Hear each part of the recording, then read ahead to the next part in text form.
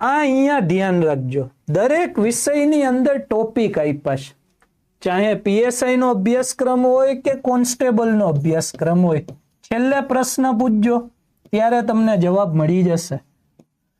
Constable છે, PSI છે, દરેક વિષયના ડિટેલની અંદર અભ્યાસક્રમ આપ્યો છે, દરેકના વિષયના ટોપિક આપી દીધેલા છે.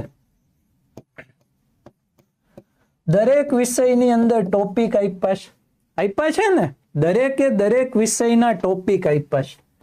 પીએસઆઈ માં બી દરેક વિષયના શું આપ્યા છે? ટોપિક આપ્યા છે કે ભાઈ આટલું ભણો. હવે અમુક કહીશે આના વાઇસ તો આવતું નથી, એલા ઈ ગૌણ વસ્તુ છે, પેલા તારા આટલું તો કર, આટલું થઈ જાય છે તો બસ બહુ થઈ ગયું. તો દરેક વિષયના જેટલા ટોપિક આપ્યા છે ઈ ટોપિક તમારે રેડી કરવાના છે. અને અહીંયા ધ્યાન રાખજો, એને વ્યવસ્થિત ન્યાય આપવાનો છે. કોકી આ શું સાહેબ, દરેક વિષયને ન્યાય આપવાનું? તો આપણા વિજ્ઞાન ટેકનોલોજીમાં અંતર લખ્યું હોય તો ઘણા 1 મિનિટમાં અંતર તૈયાર કરી દે. એટલે એવું ન હોય. ઓકે, અંતર વ્યવસ્થિત રીતે ભણવું હોય તો 2 કલાક લઈ લે. એનો મતલબ કે દરેક ટોપિકને તમારે ઇનફ એટલે ઇનફ ટાઈમ આપો.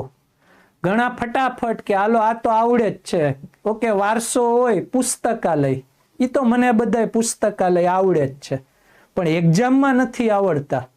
દરેક ટોપિક છે એને મજબૂત રીતે ન્યાય આપો.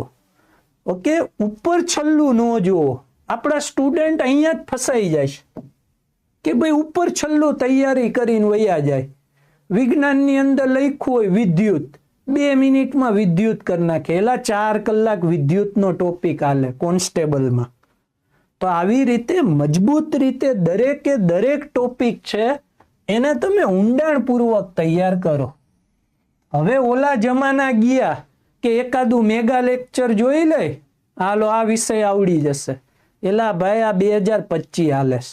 ઓકે, કેવા પેપર નીકળે છે. ઓકે, 11 કલાકમાં કઈ બધુંય ન આવે. હા, તમને એક રિવિઝન થઈ શકે, અમુક ટોપિકની મદદ મળી શકે, બાકી 11 કલાકમાં બધું ન આવે. તો મારો કહેવાનો મકસદ એ છે કે દરેક ટોપિકને તમે ટાઈમ આપો. ઓકે, એક ટોપિકને ટાઈમ આપો. ઇતિહાસમાં જૈન ધર્મ છે તો મજબૂત ટાઈમ આપીને તમે વ્યવસ્થિત રીતે તૈયાર કરો. ચલો ડન. તો એક આ વસ્તુ રેડી કરીને આપી દીધી.